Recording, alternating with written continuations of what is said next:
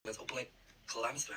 Úplne klamstvá. A preto som nasratá neskutočne vytočená, pretože tento make-up, ja som sa na ňo tak tešila, že to je katastrofa. Môžeme zistiť, či tento make-up naozaj na hovno, alebo je dobrý. Lebo zdá sa, že zatiaľ to závisí od toho, že v ktorom kúte internetu ste. Prišiel v balíku aj tento primer, takže dáme si ho na jednu časť tváre a na druhú ho dáme iba tak bez všetkého. Toto je že silicone free primer, ktorý by vás mal vyhľadiť, takže ak to bude naozaj fungovať, tak to bude fajn. Konzistenciou mi to celkom pripomína ten Hydro Grip primer, čo má Milk, aj Elf má taký dupe. Necháme to troška sa vstrebať, takže začneme teraz touto bezprimerovou časťou.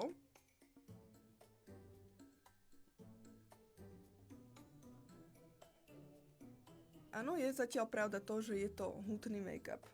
Dosť hutný make-up. Nepovedala by som, že je to nejaké super ľahké. Tak očakávate niečo ľahké typu Armani Luminous Silk, alebo také tie tinty, ktoré predávajú napríklad L'Oreal má True Match, Maybelline má zase svoj tint, ktoré vám veľa zakryjú, ale zároveň sú strašne ľahké na pleti, tak toto nie je také. Tu máte naozaj súvislú vrstvu toho produktu, ktorá naozaj zakryla ale podľa mňa všetko, čo mala. A to on sa fakt, že vytlačala teraz, takže celkom good job. Toto sa nám už strebalo, nie je vôbec lepkavá tá pleť, ale cítiť, že je okolo nej taký film, alebo ako to povedať. Bolo troška dosť, ale nevadí.